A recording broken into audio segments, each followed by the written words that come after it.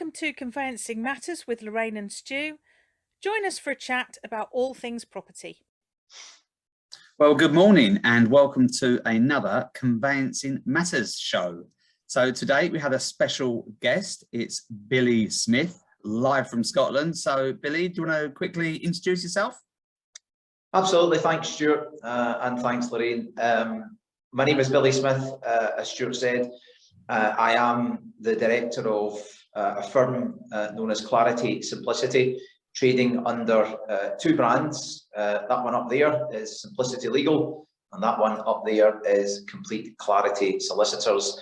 And unless we want to spend the next 2 or 3 hours, Stuart, I suggest we don't ask the question as to why we're all two brands, to be honest with you. Okay, cool. So today we're going to have a bit of a chat about the conveyancing systems in Scotland and England and how they compare, and maybe people perceive one to be better than the other. So first of all, if you could just give us a brief sort of overhaul of the way it works in Scotland. As everybody knows, in England, we exchange contracts, we complete, people put an offer in at an earlier stage, but I understand it's completely different in Scotland. So do you just want to run us through that process? Yeah, I think first of all, it's important for you to know that I've heard of how it works in England, okay? And most of the time when I've heard how it works in England, I get a lot of frustrated noises coming at me as to how it works in England. So I can't say that I'm an absolute expert as to how it works down south. Certainly in Scotland, and I think I want to come at this from the perspective of the client, because all the client really wants when they're either selling their property or they're moving into new property is they just want to move.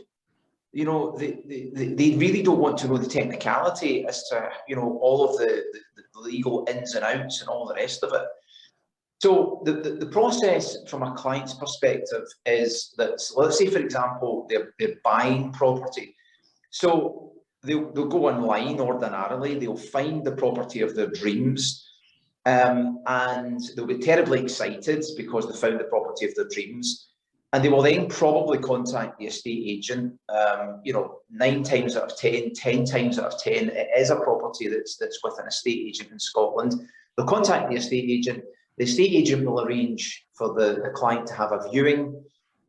That viewing could be, literally on the ground, or quite a lot these days I'm seeing a lot of video viewings. And once the viewings went over, then ordinarily what you find is that there is a discussion between the client and the seller or the estate agent. There's a verbal discussion, and if you like, a verbal agreement is reached as to what's about to happen next. And so, for example, the property's on the market for 300,000. We're prepared to give you 350,000. Is that enough to take the property off the market? Now, I have to say that in the process in Scotland at the moment, and given how buoyant the market is, it's highly likely that the estate agent will agree nothing at that stage and will simply say that the property is going to what we call a closing date. So, for example, if I'm buying the property, if I'm the client, if you like, I could be one of 10, maybe 20 people who are interested in this property. And so I may well want to buy the property, I may well want to come to an agreement, but the reality is that it goes to something called a closing date. And so what happens is that you're then ushered to go and speak to your lawyer, and your lawyer will contact the estate agent and do something that's called noting interest. Okay. Now, I have to say, I had a conversation with a good friend of mine about noting interest just a few weeks ago, and he said to me, "How much does it cost to note interest?" And I had a bit of a banter, so to speak, with him.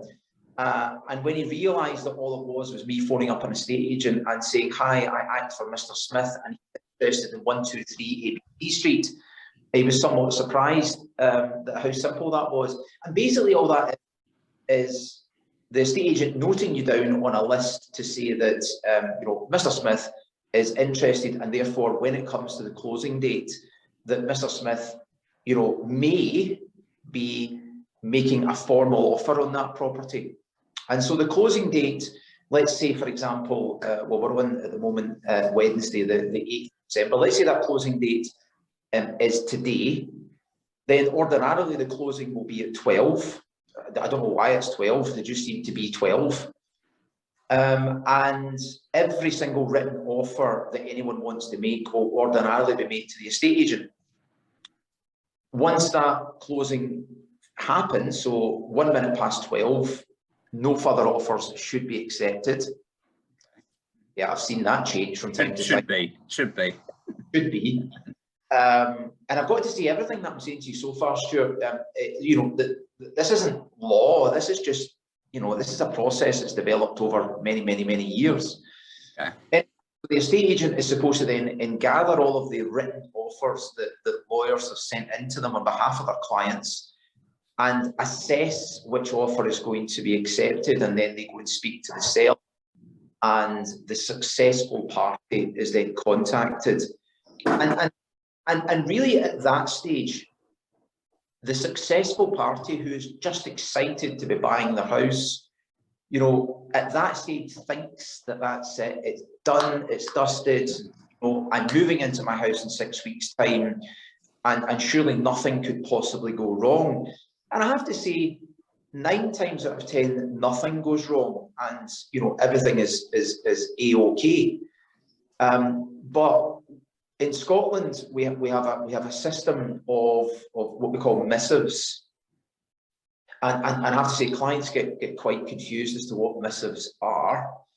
And really, all that is a formal offer going to the seller. The seller's solicitor then sending what we call a qualified acceptance, which is another letter. And really, all we're doing is we're sending letters to each other until we get to the point where we've agreed what the deal is. And only at the point where we've agreed what the deal is, only at the point when we conclude the missives, is the client, can the client be certain that they're actually going to be definitely buying this property, by way of legal contract in Scotland. And the thing is that missives and the conclusion of the missives is sometimes something that happens in the week leading up to the actual move-in date. And sometimes it's difficult to explain to clients that, you know what, you've not actually got a binding contract here to buy this property on Friday. And that can quite upset clients because they say, oh, but wait a minute, we agreed all this 6 weeks ago and we put the offer in and we went and bought our fridge freezers and our microwaves and all these sorts of things. So Billy, can I just roll back a fraction there? So at what point, for example, because, a massive deal, as I'm sure it is for you guys, is, for example, the AML, the identification, the source of funds checks, to comply with the, the anti-money laundering juggernaut. Yeah. So at what point is all that done? Is that done and by whom? Is it done sort of before the, before the offer, the notice of offer goes in, or when is that done then? Okay, it's done when the client properly becomes a client. So I said earlier on that the closing date. Now, if you are the successful party and therefore you are the one that looks as though you're going to be buying this property, your offer has been accepted, then the solicitor at that stage really should go through, can I have your identifications? Can I have your source of funds? And just to be clear, that is basically, how are you actually funding this property? Are you getting a mortgage? And if you're getting a mortgage, then ordinarily there will be a deposit to be paid on top of that. Well, where is that deposit coming from? 9 times out of 10, Lorraine, the deposit is coming from the sale house that they are selling, but not all the time. How do you synchronize the sale and purchase then? Because they sound very, separate at the moment. How do you make that happen? It comes down to the solicitor who you are instructing. Now, again, let's put some dates on it. Let's say that I'm moving into my house today, the 8th of December. it's really down to your solicitor to make sure that your sale happens on the very same day as you're moving into your new home. Now that doesn't happen all the time, Lorraine, I've got to say, because there could be a chain of sales, you know, that you're not aware of. But it's really just down to, and this is where it's critical, I've got to say, that you get a solicitor in Scotland to act for you, to have a very good communication channel with you, so that there can be, you know, open communication to say to people, look, yes, we're going to do our best to get you into your house on the 8th of December, absolutely, but you need to know that we are relying on, you know, your house selling and maybe the house selling behind that and the chain of events. And so it's about getting a solicitor who can openly communicate with the other solicitors in that transaction, so that we can get you know, the absolute transparent position that everybody's in, so that when you get to the 8th of December, you know, nobody is pulling a rabbit out of a hat to say, aha, we didn't know this was going to happen. You know, again, I started this off, Lorraine, by saying that it's all about the client who's just so excited about getting into their house. And you don't want to be phoning a client on the 8th of December to say, you know, it's not happening today because of something I've not told you about in the chain that's happening. I think and Stu, I bet you'll have a view on this. I tell you what I think sounds to me from what you've just said, Billy, which actually, from my perspective, you know, from down south looking up, that, and this sounds rude, and I don't mean it to, and I'll explain why it sounds rude. Isn't meant to be rude in a minute. That actually doesn't sound a much better system than we've got in terms of certainty for the client. But I tell you what I think seems to be the massive difference, and I'll be interested to know what you think, Stu. The solicitors are driving the bus in Scotland, and that seems to me to be the massive difference. What do you think? So where I'm slightly confusing, Billy, is we've proposed, so we're setting that date very early, okay, but it's not binding. So it's a date that's just proposed. So I suppose that's one of the big differences here, where, you know, we exchange contracts with a date that's legally binding. And I think lawyers in England are very careful and very against proposing dates in the future, because we don't know that we can meet them. So just for example, then when along this sort of process, you've obviously got mortgages to worry about. Searches, I assume, are very similar to what they are in England.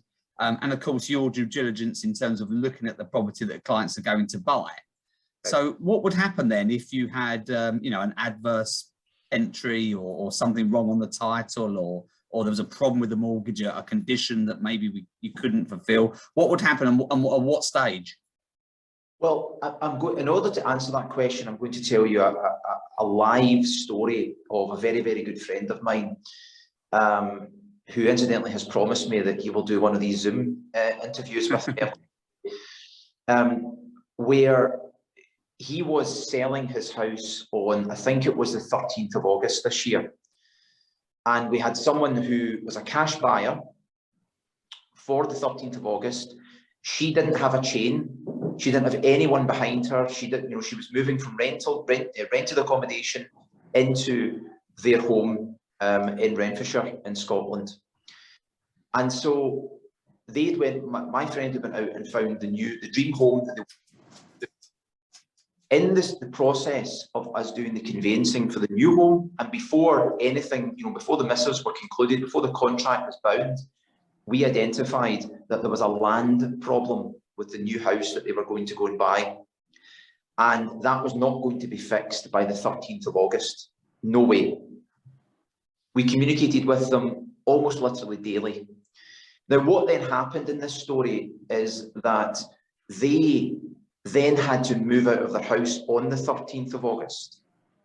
And they had to move in, actually they moved in with their in-laws for a month and a half, whilst we resolved the issues with the land problem. And so it's about, at the end of the day, and I really like the expression about, you know, the solicitors driving the bus, because that's exactly what it's like up here. We are driving the bus. But quite frankly, it's all about how good a driver you are. Yeah, let's just say that yeah. Going back to what Lorraine said, it almost sounds to a degree that maybe you guys are doing some of the work that potentially maybe an estate agent would in England. So I think an estate agent would be much more actively involved in negotiating dates than say we would. 100%, Stuart. Using that example as an example, we were asking the estate agent to become more involved in the process than we ordinarily would have done, because the estate agents up there, really all they're there to do, and I hope I'm not offending any estate agents, they're there to market the property, to do their lovely pictures, their lovely walkthroughs, their lovely videos, to attract the person in.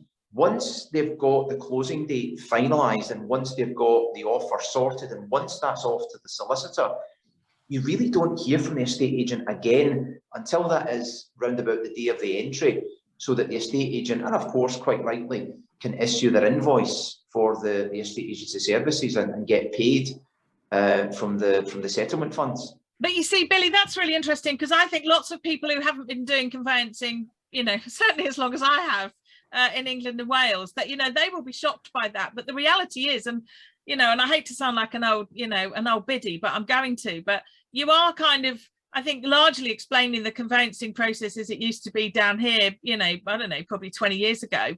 And I think what has been allowed to happen in England and Wales by, you know, direct comparison between the process that you've got is that solicitors, I think, and this is my personal opinion, and I've had it for many years, and I am one, so I feel, you know, I feel qualified to say it, but they've allowed themselves to have a rush to the bottom on fees, and they have allowed themselves to, in many cases, not all, of course, you know, the agent is really pushing all the time. I mean, and I think many people watching this would say one of the banes of solicitors' lives in England and Wales is the number of chasing calls and emails we get from agents. And if you've got 50 files and you get, you know, even one call a week from an agent on each of those files, then that's a lot of time sucked up telling people what's happening, who don't know what to do with the information when you tell them, by and large. There are always exceptions. And whilst that time is being sucked up dealing with that, it's not being sucked up dealing with the transaction. And I also think that the client, frankly, isn't prepared to listen to what the solicitor says. Stu and I did a Conveyancing Matters, I don't know, Stu, was a few months ago now, wasn't it, about just the level of abuse that conveyancers have taken, particularly in the last 12 months. And, you know, and Stu, that, you know, that got a lot of traction, didn't it, that one? Definitely. Yeah, I mean, it's interesting, isn't it? When we talk about the two different conveyancing systems, I'd never even thought the estate agents might play a different kind of role. Never even entered into my sort of thought process. So it's really interesting. And I suppose, yeah, you know, who drives a conveyancing transaction, or should we say, who drives the moving process of the client? Certainly the estate agent. You know, rarely are us as lawyers, are we pushing for dates. That is well and truly in the, you know, the remit or in control of the agent. But I've got a couple more questions for you. So one of the most common issues, questions, whatever you want to call it, that we always have to talk about and bring up is how long it takes. So over here, we kind of, I mean, government information is suggesting it takes 21 weeks at the moment. I'm not so sure it's quite as long as that, but let's just say it takes a long time. But my argument's always, well, at what point are we measuring this process? From when the client finds a property to buy, or when we're instructed as a lawyer? So do you think it's quicker in Scotland? And is that because you're instructed at the earlier stage? You know, how long does it take, in being blunt, from when you're instructed to when you finish, how long as an average do things take? I would say on average between 6 to 8 weeks. Yeah, so that's definitely quicker than the UK. Or the I mean, hugely. Yeah. I mean, I have to say, 21. Something would have to have gone hideously wrong for it to take 21 weeks here. I mean, that's an inordinate amount of time. I have to say. But also, I think a lot of that, Billy, sorry to cut across you there, but it sounds to me as though clients in Scotland maybe are more willing to break the chain and move out of the property they're selling and go and stay with parents or whatever, because very, very often here they're not, and probably they're conditioned not to go. A lot of that time is just, and I say it when I'm teaching all the time, a chain will move at the rate of the slowest transaction in it. And if everybody's ready, but you're waiting for the first time buyer at the bottom to get his mortgage offer, well, we'll all sit and wait till that happens. Exactly.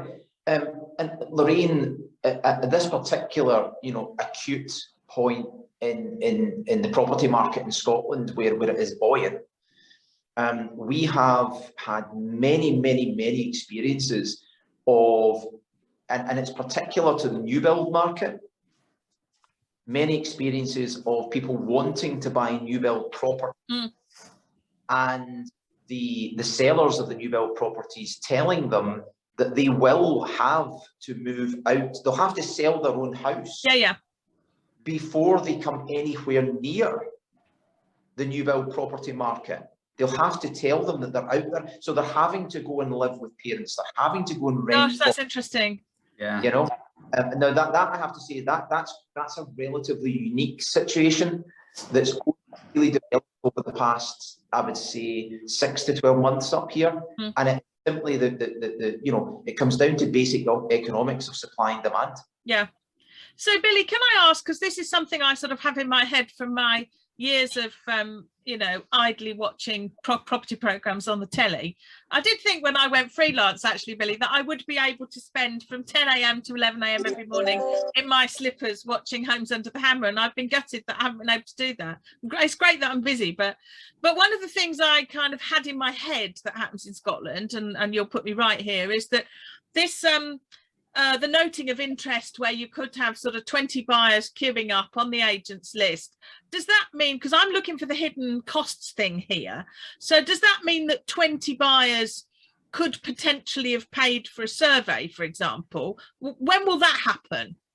Well, the survey system in Scotland changed quite a long time ago now. And we have in Scotland something called the Home Report. Yeah.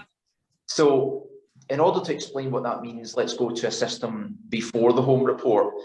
And that is quite literally, Lorraine, what you've just said, where the 20 buyers would have to go and get their 20 different surveys. Yeah. And it was changed. So now we only need one survey, and it's the responsibility of the seller to get the Home Report. There you go. Home information packs, Stu. Now, that system has been in operation now, and I would say, someone will correct me, but I would say about 2006, 2007 maybe. And I remember when the system changed, and solicitors, particularly surveyors, is it any surprise, were up in arms about the whole thing.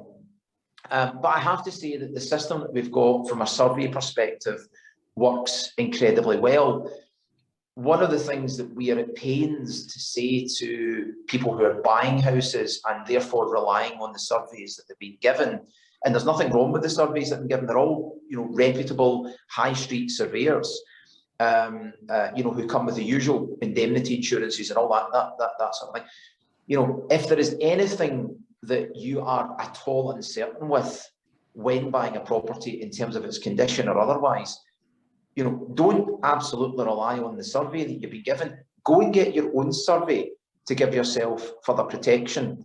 And I have to say that's very, very rare that you do that. It would have to be a property that's considerably older before you would go and do a second survey on a property. But hopefully that answers your question, Lorraine. Yeah, so fundamentally the seller does the survey, but the buyer is not entitled to rely on it. That's correct. Yeah, I mean, well, that, I was sort of, whooping, but that was exactly the situation, as I'm sure you're aware, Billy, with home information packs, which actually, interestingly, were introduced, if memory serves, around about the same time. And I know it was, I'll tell you why, because I was heavily pregnant with my daughter when she was born in 2007. And I spent lots of my pregnancy shouting at the telly because politicians at the time were just saying how crap solicitors were, and you know, they wouldn't accept home information packs, and what, you know, why do solicitors want the process to be any quicker? I honestly, Billy, had to stop watching the telly at one point. But of course, as you know, home information packs, you know, were sort of binned off because of the condition report that and the theory is that, you know, that up down here that the lenders wouldn't accept, you know, the lenders, and everybody said, well, actually, why should the seller pay for something, a survey, when the lender's going to insist on a mortgage valuation report anyway, and if nobody else can rely on it, then why bother? And that was, you know, one of the reasons, not the only one, but one of the reasons that the whole concept was binned off, which so it's very odd that, you know, literally over the border, it's a process that's been working perfectly well since HIPs were introduced. Yeah, it's a bit of a it was certainly a you know, required a mindset shift that I just don't think, you know, people were prepared to go with down here. It was a similar thing to sellers doing the searches. I mean, I'm old enough to remember that, but again, that sort of got fallen by the wayside. But actually this point does, almost as if we planned it, Billy, kind of segue into one of the points Stu mentioned at the beginning, because we certainly down here, and we see it a lot, you know, the prop tech, the property technology solution to everything. And everybody's sort of saying now, well, of course, upfront information is very important. And of course, you know, Stu, for example, and his team have been doing that for years. And, you know, it's not new, and it's not big, and it's not clever. But as Stu said, you know, everybody seems to have a prop tech solution for just about everything. From the outside looking in, what I see is the market becoming very fragmented as a result. But so how much actual sort of, you know, prop tech products, do you see any fragmentation of the market up there as a result of that, Billy? I am all for using every piece of kit that we possibly can use if it means that it adds value to the client's journey. Okay, if I at all feel, and I'm going to, Lorraine, talk about a scenario in Scotland that's literally just happened in a moment or two. But if I feel that a piece of tech is only serving us, yeah, and it's removing itself from the client's experience, then we just don't use it. Simple as that. Okay, so does it add value to the client's journey? Tech, use it. Okay. That said, and that's specific to Clarity Simplicity. There has recently been the demise of a firm in Scotland over the past 8 weeks called Conveyancing Direct. Conveyancing Direct were the ones who were selling their conveyancing services at prices that goodness knows how they made a profit on, and they used a lot of tech, and they used you know, a lot of people to use a lot of the tech. And I have to say that from a solicitor's perspective, if we ever had a transaction where Conveyancing Direct were on the other side of that transaction, it was like, oh my God, oh, you could write the book for what was about to happen. No communication with the solicitor, very rare updates, and at the end of the day, our clients screaming at you because they didn't know what was happening. Despite the fact that these businesses have got all of the tech that's supposed to provide the communication. And so I think in my story, in my own personal story, in my own personal business, and the Conveyancing Direct, I think what's the theme there is people. I don't think we should ever, Lorraine, remove people from the equation. I think we should use tech to support the people and not try and take over the people. Because at the end of the day, conveyancing is an incredibly stressful journey for every single client, whether they're a seller or a buyer.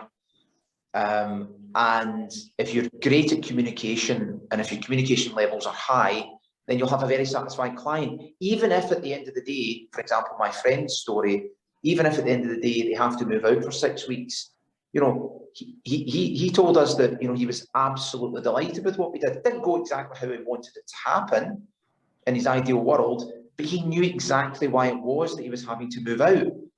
And so that's communication channels. So that's how I feel about tech. I hope that answers your question. Yeah, it does. It's really interesting. And I get, I guess too, you've got some views on that too. I mean, you're pushing an open door with me, Billy. I just have always, at the end of the day, most of the time it's people buying their home. And I've said for years and years and years, the solicitor, conveyancer or lawyer who forgets that shouldn't be doing the job. If I can exchange at 4:30 on a Friday afternoon, then I should, because that's another 48 hours of certainty for my clients. And I think a lot of that is being stripped out, I have to say, for down here, I must say. What do you think, Stu? Yeah, I completely agree. I think it's with conveyancing, it's an emotive purchase. It's a big transaction. It's very emotive. When we come into our offices now, we have thumbprints to get in the doors and codes and stuff like that. But in your house, you're still going to have that old key, aren't you? And stuff like that. It's an emotive purchase. It's not the same as other industries where we try to digitalize services, that kind of thing. And yeah, I completely with both of you in that, we use tech here only to aid what we do in terms of the service we provide to our clients. So if we can use case tracking and apps and that helps the client receive information from us, then great. But I think there is a growing sort of, let's just say there's tech for the sake of tech, solving problems that maybe don't exist within the profession.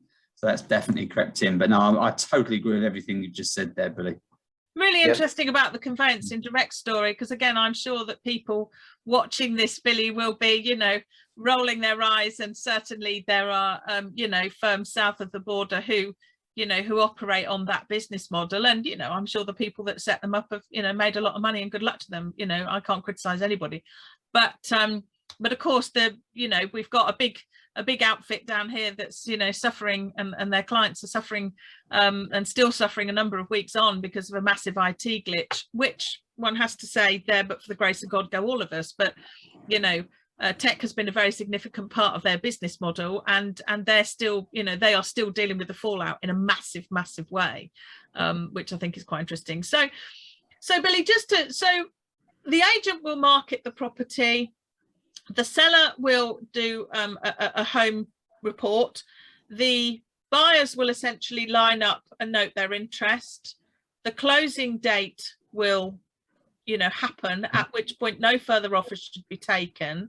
Then the seller with their agent and their lawyer will essentially assess the quality of the offers they've got, and then they will pick a buyer, and then at that point the transaction kind of jogs along. Solicitors communicating, if you're acting for the buyer, Billy, presumably you get the contract pack in, you get the title, you do your searches, and then those things are happening sort of all in parallel. Buyers getting their mortgage offer and their funding, you're doing your ID and your AML, and conclusion of missives is essentially legal commitment. But whilst all those things are happening, everybody's just picked a date 6 or 8 weeks hence, and that's the target date that's generally achieved. Is that a reasonable summation? Yeah, it is, and really, you've picked up on the aspects of the process, very well, Lorraine. Thank you for that.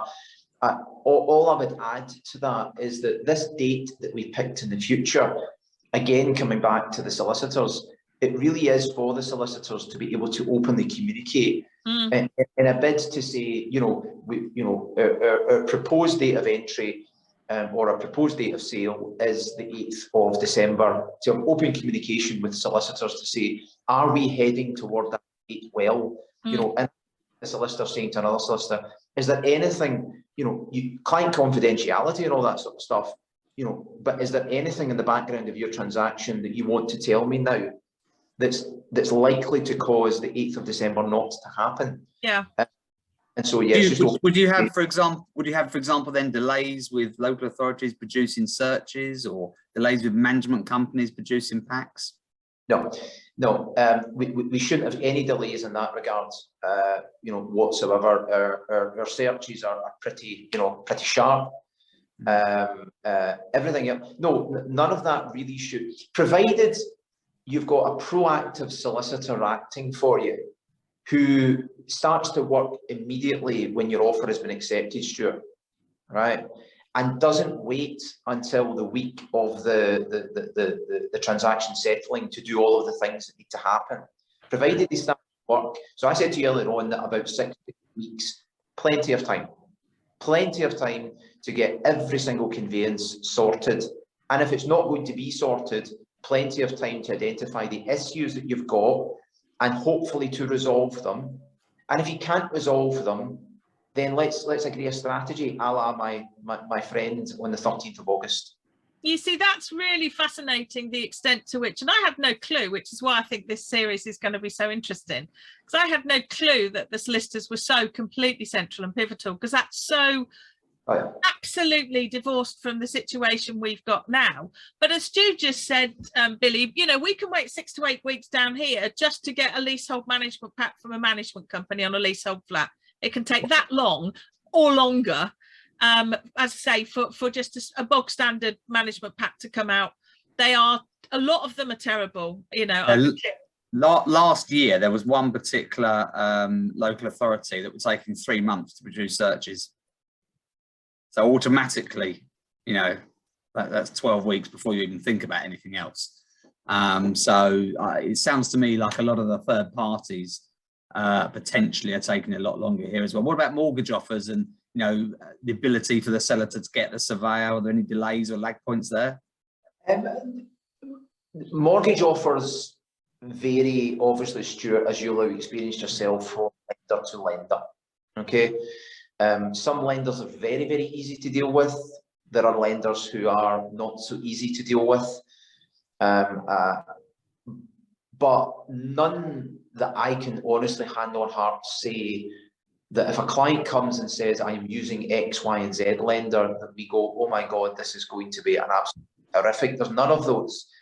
That if we could have a wish list of the lenders that we want to work with, then yes, that would be just wonderful. But life doesn't work like that. Of course.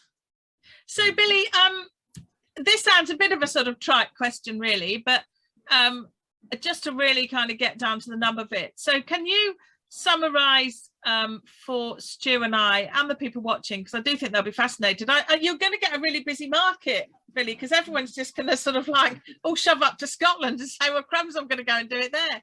But what would you say, being as objective as you can, I mean, what would you then, in comparison with the system that we've got down here, and we've obviously given you a bit of a flavour, because of course all the work's done before exchange happens, and only that, you know, and then the completion date is set, as you know. So what is the one best bit about the conveyancing process in Scotland? And conversely, let's be fair, what do you think is the worst bit? So what's the bit you don't need to fix, and what's the bit you would fix? They're almost one and the same thing, Lorraine. The best bit, I think, is that once the closing date happens and you are selected, then you're pretty much as good as damn it that this is your house. Okay? In complete contradiction to that, however, as good as damn it, this is your house, therefore means that we have got to get the missives concluded. And if I could change one thing in our system, it would be that there would be a timescale on getting that done. Yeah. Okay. Currently, the timescale on getting that done is the day of the entry date. And, you know, we had a client who was concluding on Friday just there. In fact, he owns the cafe just across the road, and he's a Romanian chap with his lovely Romanian family. Moved over to Scotland to kind of start a new life, sort of thing. And trying to explain to him last week, as I was going in and out for my sandwiches, that, you know, he was saying, Joe, everything's going to happen on Friday. Everything's going, yes, everything's going to happen on Friday. And I'm like, yeah, no. I mean, I know that the missives are not concluded. And that lawyer in me is saying, don't tell him that everything's going to be fine on Friday. And all I want to do is tell him that everything's going to be fine on Friday. So those are the two things that you know, from a chalk and cheese perspective, that I would say in answer to your question. So what stops a seller because there's no contractual, you know, the closing date isn't contractually binding. What stops the seller just taking a higher offer? There's nothing to stop a seller from doing that. Legally, there's nothing to stop a seller from doing that. Morally, ethically, there is everything to stop a seller from doing that. And even if a seller has no morals, even if a seller has no ethics, then I would say that we hopefully have got good estate agents up here who weed out people like that. Yeah, that's really honestly, interesting. Yeah, I can honestly say to you, Lorraine, hand on heart, I'm not saying it's never happened, but you know, it would be like trying to find unicorns, I would say. That's really interesting. And also, just sorry, Billy, I keep coming up with questions. I keep thinking of things. How is the value of a property really what somebody's prepared to pay for it?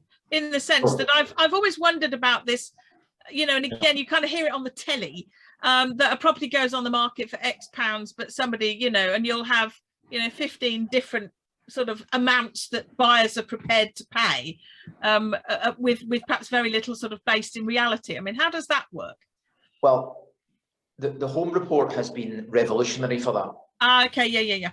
Okay, so if a home report says that the value of the property is £300,000, yeah, then that's the value that the lenders will give you the lending on. Yeah. Right. We have a very buoyant market here at the moment, so I am seeing properties go for 15, 20, 25% above home report value. Yeah. And that's the area you're getting into where a property will sell for what people are prepared to pay for it. But there's a case of that was all that, you know, 'twas ever thus at any point in a buoyant market. Yeah. Absolutely, exactly. But there is, I'm going back to our crash in 2008, 2009 now, that you guys will have, you know, a bit like me, will never ever want to experience again. But the days of lenders, you know, over lending on property, certainly up here in Scotland, are a thing of the past. And they are going on the home report value, and they are only giving 95% loan to value. You know, and so therefore, if you do want to offer 10, 25% over the home report value, you're going to have to go and find the money, as opposed to going and borrowing it. That's interesting, Stu, isn't it? Because it sounds to me as if you know, quite a lot of the same lenders will just have a different attitude to lending in Scotland to lending in England and Wales. Totally. It's such a cultural difference, I think, between, you know, I don't think it's as simple now, you know, in hindsight, looking at this chat, to say that it's a different system. I think there's a number of different moving parts of that system that are so different. You know, go right back to the estate agency, to the lender, to most definitely the lawyer being, you know, totally immersed, not just, you know, focusing on the legalities of looking at the property, but actually the moving process and basically being in control of it, which is definitely not the case, I would say, in England. Yep. Do you have mostly qualified people acting for clients? Do you have stratas of sort of paralegals chuntering away? Yeah, absolutely. You know, the most firms that are doing conveyancing in Scotland, Lorraine, will have, of course, a qualified solicitor. Most of them a partner who is, you know, the conveyancing partner. But underneath them will be some absolutely wonderful, quite incredible paralegals. And you know, shout out to the paralegals out there. You know, some of them are a whole lot better than the solicitors that are and I can hear a number of paralegals saying, you know, yes, eventually someone said it. But yeah, absolutely. In order to get a conveyancing transaction over the line, there are a number of moving parts from a number of moving people, and it doesn't just stop at the paralegals. You know, certainly in our office, we've got administrators as well. You know, it's a team effort to get over the line, not just, you know, one single person to say, that's your case, you deal with it, you know, on you go. You know, we know that we're changing people's lives up here, and we need to, certainly from our perspective at Clarity Simplicity, we need to have a team effort to get them over the line. God, that's really interesting, Billy. I could talk to you all day. Stu, are there any other points you want to bring out? I'm slightly conscious of time. We said, oh, 20 minutes, but Billy, it's like fascinating. We're not going to cut any of this. I can tell you that for a start. No, it's such an interesting conversation, because I expected this conversation to be all about the process.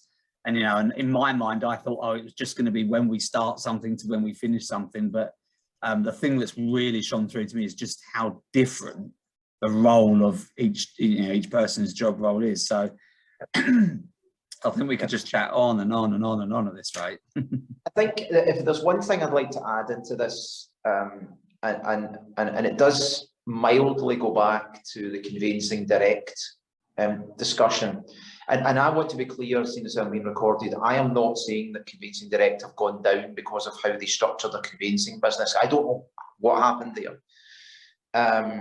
What I can comment on is my own business, and we have very much decided here that we are going to be charging for the conveyancing service that we offer. And again, mentioning the words conveyancing direct, we have taken phone calls from ex-conveyancing direct clients who have been left in the middle of a transaction with no solicitor, wanting to come and use us and saying, oh my God, you're charging 3 times as much as what conveyancing direct were charging me. Yes, and look where you are now. Yes, exactly. And we make no apology for the fees that we charge, because we know that the service we deliver. So I just want to, why did I say that? I just want to make it clear on this. This is my opinion that I've given you today. I'm not at all suggesting that everything that I've said to you is replicated at every conveyancing firm throughout Scotland. I would, however, like to think that the process that I've given you, or an overlay of the process, is what happens throughout Scotland in any estate agent or conveyancing firm. So hopefully that was helpful for you. Oh, it's just fascinating, Billy. And I think Stu hit it on the head when he said the cultural difference. And actually, you know, process everything aside. You're absolutely on the money with that one, Stu. That is absolutely there is different. no way I could tell a client of ours, right, okay, you're going to have to vacate, go somewhere temporary for 2 weeks. That would go down like a lead balloon. It's just totally different. Yeah, absolutely. Absolutely. Well, Billy, just fascinating, just delighted to have you along, and, you know, thank you so much for sharing your time and your experience with us. It's just really fascinating. Thank you. My pleasure. Thank you. Thank you. Lovely. Thanks so much, Billy. Take care, and I'll speak to you soon, guys. Bye, guys. Bye.